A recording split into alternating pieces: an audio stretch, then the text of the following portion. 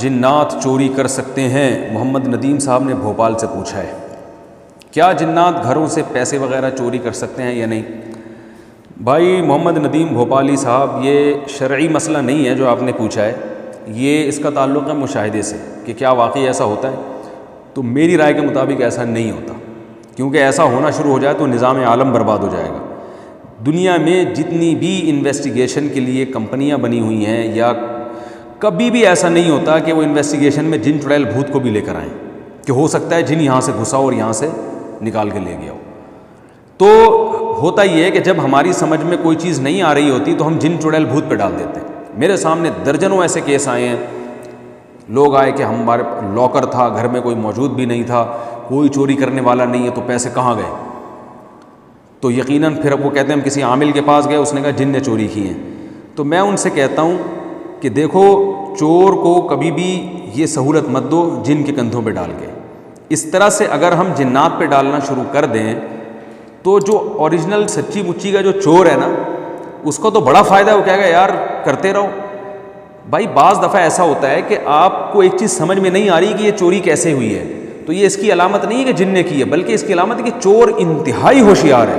ایسے ٹیکنیکل طریقے سے چوری کر کے گیا ہے وہ کہ اس نے تمام ثبوت ختم کر دیے.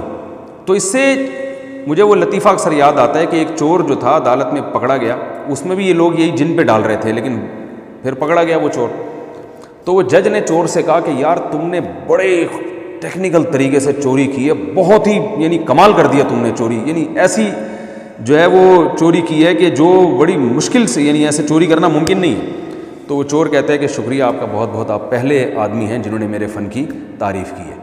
تو یہ جو ہے نا، بڑے بڑے کلاکار چور دنیا میں پڑے ہوئے ہیں. میرے پاس ایسے کیس آتے ہیں نا کہ وہ لاکر میں تھا اور گھر میں کوئی بھی نہیں تھا، تو میں ان سے کہتا ہوں یا تو گھر کا فرد ہے، بیٹے نے چوری کی ہے یا بیوی نے چوری کی ہے یا شوہر نے چوری کی ہے. وہ کہہ رہے نہیں وہ تو بڑے نیک ہیں. میں نے کہا وہ اس واقعے سے پہلے نیک تھے، اس واقعے کے بعد اب وہ نیک نہیں رہے ہیں، کیونکہ نیک آدمی خراب بھی ہو سکتا ہے. اور الحمدللہ جب بہت زیادہ تفتیش، اگر وہ جن پہ ڈال دیتے تو تفتیش نہیں کرتے، تو میں ان سے کہتا ہوں خفیہ کیمرہ لگاؤ یا کوئی بھی ایسا طریقہ، تو وہ پکڑا جاتا ہے، پتہ چلتا ہے. بعض دفعہ بیوی نے کی ہوتی ہے، بعض دفعہ شوہر نے کی ہوتی ہے، بعض دفعہ اپنے بیٹے نے کی ہوتی ہے، تو جس پہ شبہ ہی نہیں جا رہا ہوتا. اور میں ان سے یہ بھی کہتا ہوں کہ اگر ان تینوں میں سے کوئی نہیں ہے نا تو آپ ہی چور ہو. آپ نے ایک ڈرامہ گھڑا ہوا ہے کہ اپنی غربت کو بیوی بچوں کے سامنے ظاہر کرنے کے لیے کہ میں نے لاکر میں پیسے رکھے تھے پتہ نہیں کہاں چلے گئے، تو اصل میں آپ نے خود چوری کر کے کھا گئے ہو. آپ یعنی اپنے ہی پیسے بھی چوری کر لیتا ہے نا. چوری کا مطلب یہ ہے کہ یہ شو کرنا کہ میرے پیسے گم گئے ہیں.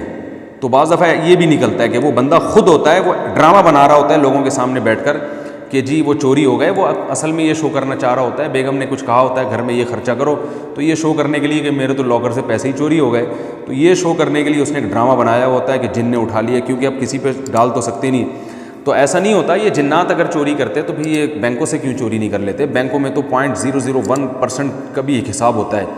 تو گھروں میں جب بھی چوری ہوا کرے جن پہ نہ ڈالا کریں، بلکہ انسانوں پہ ڈالا کریں کہ انسان نے چوری کی ہے. اگر کوئی نہیں پکڑا جا رہا ہے اس کا مطلب آپ جھوٹ بول رہے ہیں، چوری ہوئی نہیں ہے، آپ ڈرامہ بنا رہے ہیں. دنیا میں جہاں بھی انویسٹیگیشن ہوتی ہے اس کا طریقہ یہی